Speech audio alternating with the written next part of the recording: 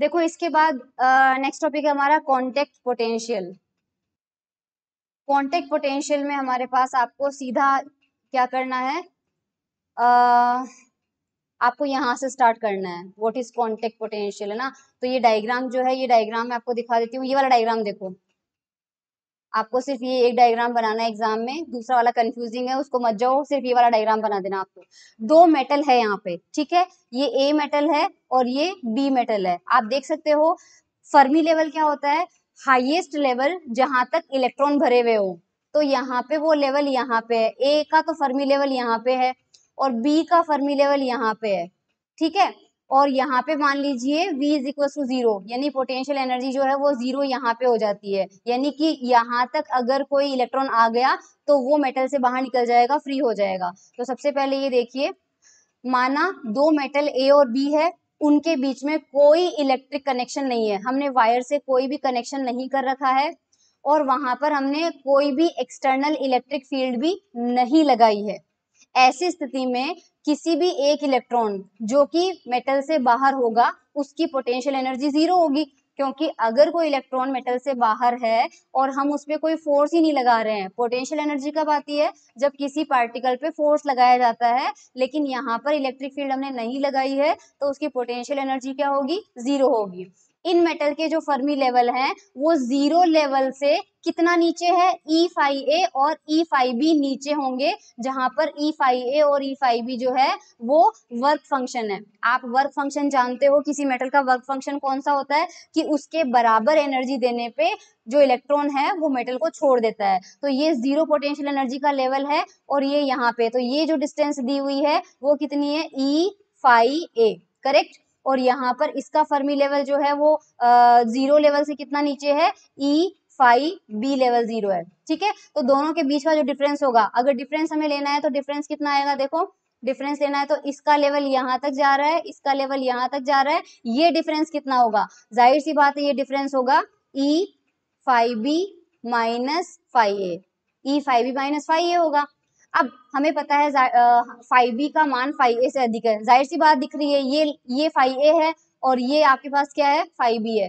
तो माना 5B का मान 5A से ज्यादा है, ऐसी स्थिति में जब वो एक दूसरे के कांटेक्ट में नहीं है तो मेटल A का जो फर्मी लेवल है वो मेटल B के फर्मी लेवल से ऊपर होगा। जाहिर सी बात है, A का फर्मी लेवल यहाँ है और B का फर्मी लेवल यहाँ है, तो ऊपर ही हो गया, करेक्ट।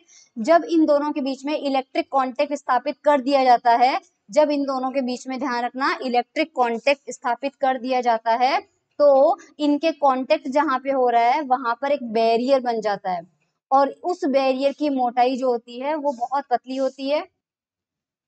तो ये जो बैरियर बनता है ये बहुत पतला होता है। अब ये बैरियर यहाँ पे आप देख पा रहे हैं, जब इलेक्ट्रिक कनेक्शन इनका बना दिया जाता है, इलेक्ट्रिक कनेक्शन जब इनका बना दिया जाता है तो यहाँ पर बैरियर बन जाता है, इनके जो यहाँ पर है यहाँ पर बैरियर बन जाता है।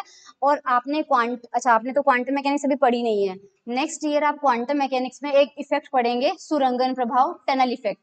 टनल इफेक्ट क्या होता है मैं बताती हूँ आपको। देखो होता ये है कि मान लीजिए यहाँ पर एक बहुत पतली कोई लेयर है और इधर हमारे पास कोई इलेक्ट्रॉन है, ठीक है, और हमें पता है कि वो बैरियर बहुत ऊंचा है, तो इलेक्ट्रॉन को अगर दूसरे साइड जाना है तो उसको इतनी एनर्जी देनी पड़ेगी कि वो जंप करके दूसरे साइड जाए। लेकिन कई बार क्या होता है कि इतनी एनर्जी ना होने के बावजूद भी वो चला जाता है दूसरे साइड में। तब वो क्या करता है, ये बैरियर अगर पतला होता है तो इस बैरियर को चीर के यहाँ से क्रॉस करके इस दूसरे साइड में आ जाता है। तो ये वाला तो कन्वेंशनल मेथड होता है, एनर्जी देके मिलता है, और ये वाला जो मेथड होता है ये टनल इफेक्ट होता है, ये टनल इफेक्ट होता है। अब हमने क्या किया है कि हमारा जो ए मेटल था और हमारा जो बी मेटल था, हमारा जो ए मेटल था और बी मेटल था, इनके बीच का जो बैरियर था वो बहुत पतला था, इसलिए ए में इलेक्ट्रॉन ज्यादा थे क्योंकि ए ऊपर था, करेक्ट, और बी नीचे था। तो ए से इलेक्ट्रॉन क्या करेगा, ऊपर नहीं जाएगा, ऊपर से क्रॉस नहीं करेगा, बल्कि इस टनल को पार करके बी में पहुंच जाएगा, that is called tunnel effect. तो यहाँ पर देखो टनल इफेक्ट के द्वारा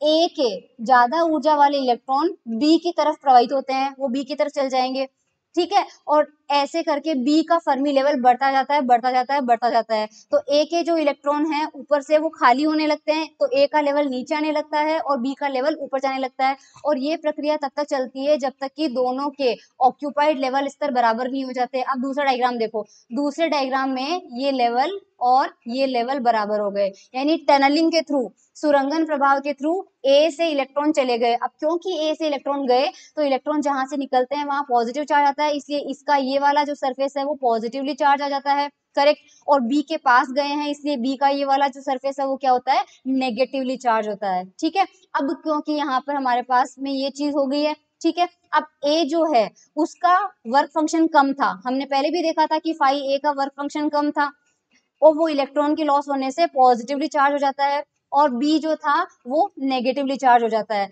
अब अगर कोई पार्ट पॉजिटिव है और एक नेगेटिव है तो जाहिर सी बात है इन दोनों के बीच में पोटेंशियल डिफरेंस क्रिएट हो जाता है, ठीक है। यहाँ पर एक विभवांतर यानी पोटेंशियल डिफरेंस क्रिएट हो जाता है, और वो पोटेंशियल डिफरेंस को अगर वी से रिप्रेजेंट करें तो वो पोटेंशियल डिफरेंस किसके बराबर था, फाई बी माइनस फाई ए के बराबर था। इसी वी को कॉन्टेक्ट पोटेंशियल कहते हैं। बस एग्जाम में आपको यहीं तक लिख के आना है, एग्जाम में आपको यहीं तक लिख के आना है। उसके बाद आपको सीधा डेरिवेशन पे आना है। इसका डेरिवेशन के लिए आपको क्या करना है, यहाँ से स्टार्ट करना है वापस, ठीक है।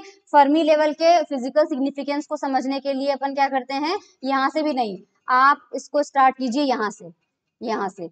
एक तो कॉन्टेक्ट पोटेंशियल का डेरिवेशन हो गया आपका, ठीक है। अब आपका गिब्स फंक्शन और केमिकल पोटेंशियल के बारे में थोड़ा पढ़ते हैं। माना E1 और E2 दो एनर्जी लेवल है हमारे पास, और दो निकाय हैं, एक निकाय की एनर्जी E1 है, एक निकाय की एनर्जी E2 है।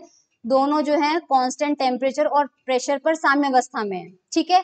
तो उनसे मिलकर जो कंबाइंड सिस्टम बना है, ठीक है, कंबाइंड सिस्टम का गिब्स एनर्जी हमेशा क्या होनी चाहिए, न्यूनतम होनी चाहिए। थर्मोडायनेमिक्स के अंदर हम पहले पढ़ चुके हैं, जब भी कोई सिस्टम साम्यावस्था में होता है तो उसकी गिब्स एनर्जी क्या होती है, मिनिमम होती है। और कोई भी फंक्शन अगर मिनिमम या मैक्सिमम होता है तो उसका फर्स्ट डेरिवेशन क्या होता है, जीरो होता है। तो इसका और इसका अपन यूज करेंगे, ठीक है। तो निकाय ए है हमारे पास और निकाय 2 है, दोनों का मिलके जो डीजी है, डीजी की वैल्यू क्या होगी, DG1 प्लस DG2, और ये डीजी की वैल्यू क्या होनी चाहिए, जीरो होना चाहिए।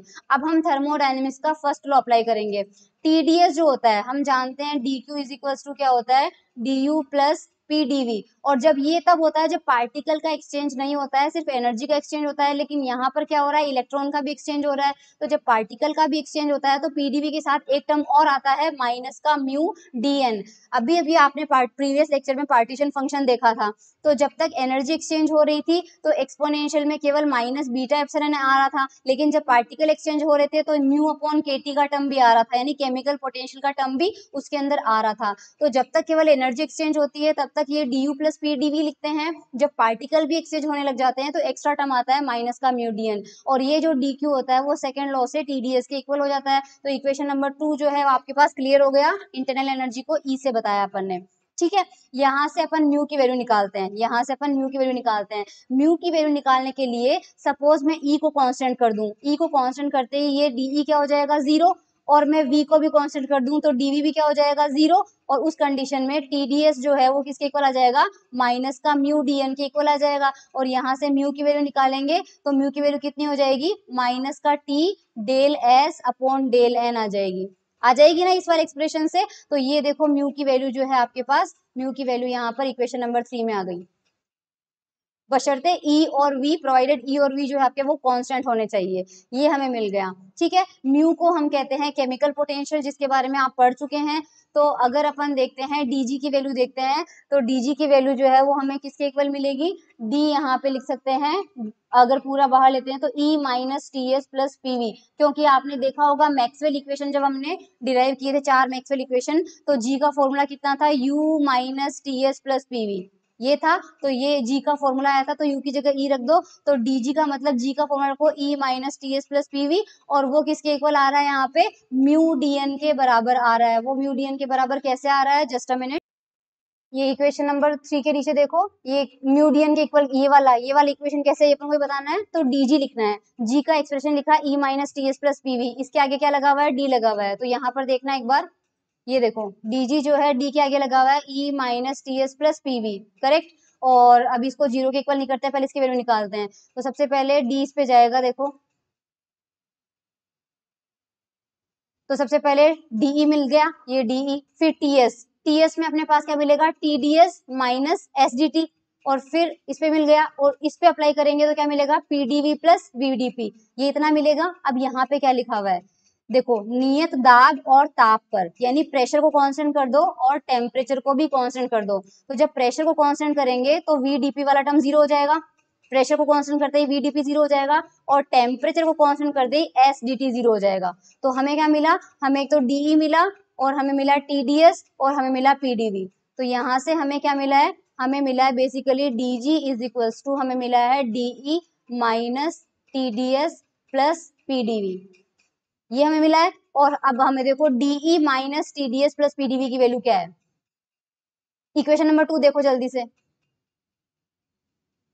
इक्वेशन नंबर 2 देखो, इक्वेशन नंबर 2 है TDS, वापस लिख रही हूँ, TDS is equals to DE plus PdV। Equation number 2 लिखा हुआ है TDS is equals to DE plus PdV minus mu DN, ये था। अब यहाँ पे आप ध्यान से देखो, अगर मुझे इसकी वैल्यू निकालनी है DE पाई, तो इस इक्वेशन से मैं निकालू यहाँ पे DE, इस TDS को राइट हैंड साइड में लेके जाऊं, माइनस का TDS प्लस का PdV एज इट इज रहने दू, प्लस का PdV, और यहाँ पे इसकी वैल्यू निकालूं तो इसकी वैल्यू हमारे पास कितनी आ जाएगी, is equals to mu DN। यहाँ पे क्योंकि इन तीनों की वैल्यू देखो, इन तीनों को एक साइड रखो और अलग साइड में इसको रखो, तो इसकी वैल्यू कितनी आ रही है, म्यू DN की। ओके, तो यहाँ पे हमारे पास म्यू DN की वैल्यू आ रही है इक्वेशन नंबर 3 में, 3 के नीचे जो है वो म्यू DN आ गया।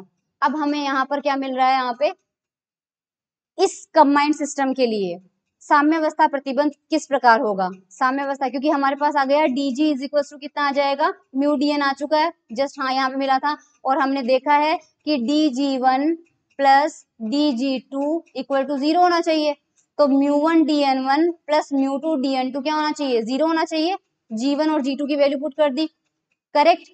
और हमें ये भी पता है कि DN1 जो है वो जितना एक में कम होगा, मतलब दो ही निकाय हैं, अगर एक में इलेक्ट्रॉन कम हो रहे हैं तो दूसरे में बढ़ेंगे, दूसरे में कम हो रहे हैं तो पहले में बढ़ेंगे। तो DN2 का जो डिफरेंस होगा वो माइनस का DN1 के बराबर होगा, क्योंकि DN1 प्लस DN2 मिला के हमेशा क्या हो जाएगा, 0 हो जाएगा। तो ये माइनस का DN1 होगा, जब ये वैल्यू इसके अंदर रखेंगे तो हमें मिल जाएगा म्यू1 इक्वल टू म्यू2। तो म्यू1 और म्यू2 जो है वो रासायनिक विभव है, यानी केमिकल पोटेंशियल है। और यहाँ से हमें एग्जाम में क्वेश्चन क्या आएगा कि प्रूव दैट, और इलेक्ट्रॉन जो है वो निकायों के लिए फर्मी ऊर्जाओं के तुल्य है। यहाँ पे हमें क्या पूछा जाएगा, प्रूव कीजिए कि इलेक्ट्रॉन ऊर्जा स्तरों के समुच्चयों के साम्यावस्था में होने के लिए फर्मी स्तरों का समान होना अनिवार्य है। तो केमिकल पोटेंशियल इक्वल होना मतलब इलेक्ट्रॉन्स के एनर्जी का लेवल बराबर होना, और इलेक्ट्रॉन के एनर्जी का लेवल क्या होता है, फर्मी लेवल होता है। सो ये था हमारे पास कॉन्टेक्ट पोटेंशियल, जो कि मैं इंग्लिश में दिखा देती हूँ। ये कॉन्टेक्ट पोटेंशियल है,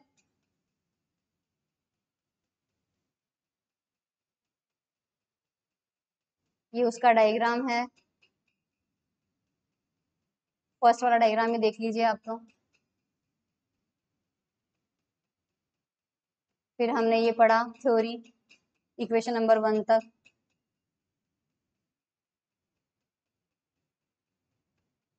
फिर इक्वेशन नंबर 2 तक,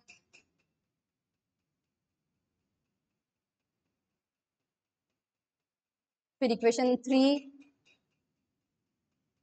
DG is equal to mu DN मैंने बता ही दिया था आपको।